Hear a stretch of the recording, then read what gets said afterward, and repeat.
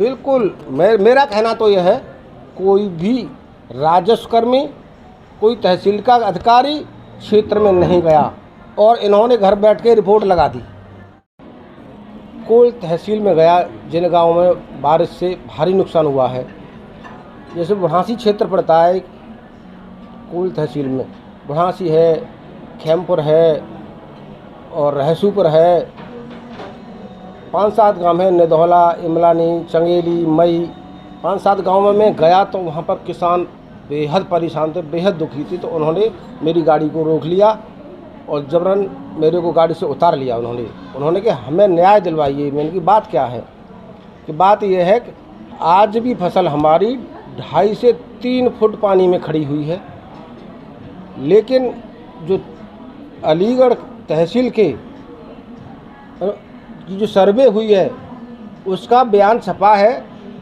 अमित कुमार भट्ट हैं, एडीएम वित्त, उन्होंने कहा है कि तहसील कोल में किसी को कोई मुआवजा नहीं दिया जाएगा, ये इस दायरे में नहीं आता है। जब मैंने वहाँ देखा कि वहाँ आज भी फसल पूरी तरह बर्बाद है, वो तो 20% नुकसान दिखा रहे हैं, मैं कह रहा हूँ वहाँ का नुकसान कम से कम 80 से और 90%, किसी खेत में तो 100% नुकसान है। किसान बड़ा परेशान है। तो मेरा जिलाधिकारी जी से, कमिश्नर साहब से ये निवेदन है कि तहसील कोल के किसानों का सर्वे दोबारा कराया जाए और उन्हें उचित मुआवजा दिया जाए। तो मुझे आपदा आई थी, भारी बारिश हुई थी, जिसके चलते किसान की कौन कौन सी फसलों को नुकसान हुआ? इसमें सबसे बड़ा नुकसान हुआ धान की फसल को। जो फसल पक गई थी, बिल्कुल कटने पे खड़ी थी और बारिश हो गई और पानी में डूब गई, वो धान वहीं ख़त्म हो गया, वहीं हल गया। बाजरा भी इस श्रेणी में आता है? बाजरा भी नुकसान हुआ है। कल मैंने बाजरा का भी खेत देखा था, पूरी तरह तहस नहस हो गया बाजरे का खेत जो पका हुआ था। तो ये मैं आपको ये बताना चाहता हूँ, यहाँ की जो उत्तर प्रदेश की और हमारे देश की जो सरकार है, किसानों के प्रति बिल्कुल सहनशील नहीं है, कुछ नहीं सुन रही उनके लिए। इस सरकार ने तो अपने आँखों पे पट्टी बांध रखी है कि हम जब चुनाव आता है, जाते ही सरकार बन जाती है, वोट मिल जाता है। तो ये इस तरह नशे में चूर हैं, सरकार के नशे में इस तरह चूर हैं कि इनको कुछ नहीं दिखाई दे रहा। जिस तरह धृतराष्ट्र ने आँखों पे पट्टी बांध ली थी और जो दुर्योधन कर रहा था, मनमर्जी करता जा रहा था, ऐसे ही ये सरकार मनमर्जी कर रही है, किसानों के लिए कुछ भी नहीं सोच रही।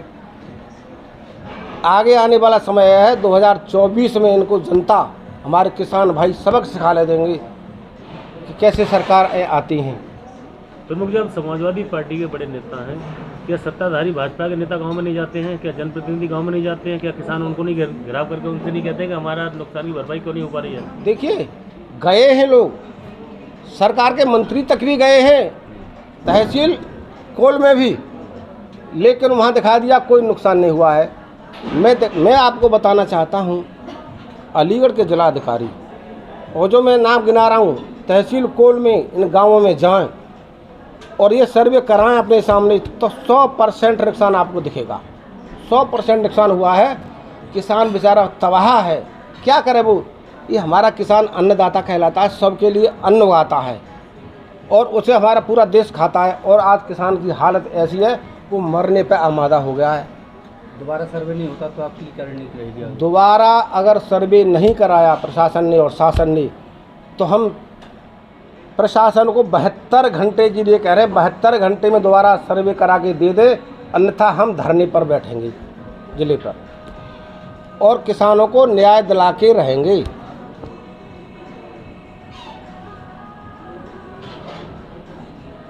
अंदर जी, आपको इतना लेट याद क्यों आई? पहले क्यों नहीं गए आप? आज 18वें दिन 17वें दिन आप क्षेत्र में भ्रमण कर रहे हैं, उससे पहले क्यों नहीं गए? हमको जब से इतनी उम्मीद थी कि सरकार इनकी मदद करेगी। जब सरकार कोई मदद ही नहीं कर रही, कोई मुआवजा नहीं दे रही, तब हमने पढ़ा खबर। तो हम जब गए तो हमने देखा तो किसान तो मरने पर है, इनको कोई पैसा नहीं मिल रहा है, ये तो मर जाएगा बेचारा। किसी बेटी की शादी है, किसी कर्ज से मारे डूब रहे हैं। और जहाँ तक मैं आपको बताऊं, खाद और बीज का पैसा नहीं निकल रहा है इस फसल से। प्रॉफिट की तो बात अलग, मेहनत की बात अलग। जो खाद बोया है, बीज वो लगाया है उसका भी पैसा वापस नहीं मिल रहा। कहीं ऐसा तो नहीं है अध्यक्ष जी कि निकाय चुनाव आ रहा है, इसके लिए रणनीति बनी हो आप लोगों की, लोगों को आकर्षित करने के लिए? भैया कहते हैं प्रत्यक्ष के लिए प्रमाण की क्या जरूरत है। आप जाके क्षेत्र में देखिए, बहुत बुरी तरह किसान परेशान है, कोई उनकी सुन नहीं रहा है, बहुत बुरी तरह प्रभावित है। तो भैया मेरा तो यही कहना है, बार बार इनकी मदद होनी चाहिए, इनको मुआवजा मिलना चाहिए किसानों को। तो आप बिल्कुल मेरा कहना तो यह है, कोई भी राजस्व कर्मी, कोई तहसील का अधिकारी क्षेत्र में नहीं गया और इन्होंने घर बैठ के रिपोर्ट लगा दी।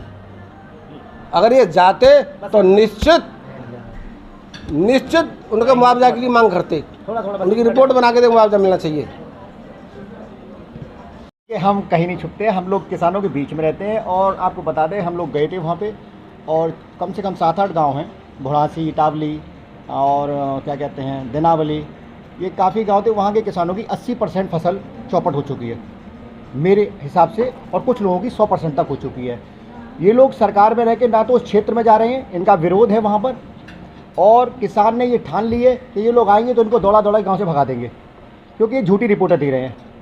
और वास्तविकता ये है कि हमारा मन इतना दुखी है कि हम किसानों के दुख में शामिल हैं और उनके साथ हैं। हम कोई दिवाली नहीं मनाएंगे, इनकी दिवाली है, ये खूब दिवाली बनाएं, ये खूब दीपक जलाएं।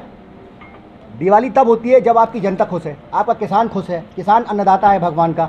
किसान बेचारा बर्बाद हो गया, उसके यहाँ दिया जलाने को नहीं है, रोटी खाने को नहीं है। आप सरकार को उनको मुआवजा देना चाहिए, लेकिन ये लोग क्या कर रहे हैं, ये दिए जला रहे हैं।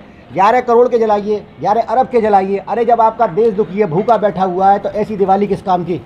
इसलिए हम लोगों ने ये प्रण किया है कि हम लोग ना कोई त्यौहार बनाएंगे, और हम अपने किसान भाइयों के साथ हैं, हम अपने अन्नदाता के साथ हैं, हर कीमत पे हैं।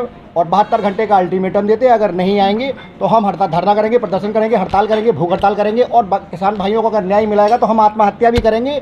संसद से लेके विधानसभा से लेके संसद तक, जिला प्रशासन पे, शासन प्रशासन की जिम्मेदारी है। ये 72 घंटे अंदर दोबारा जांच करा के हमारे किसान भाइयों को उचित मुआवजा दिलवाएं।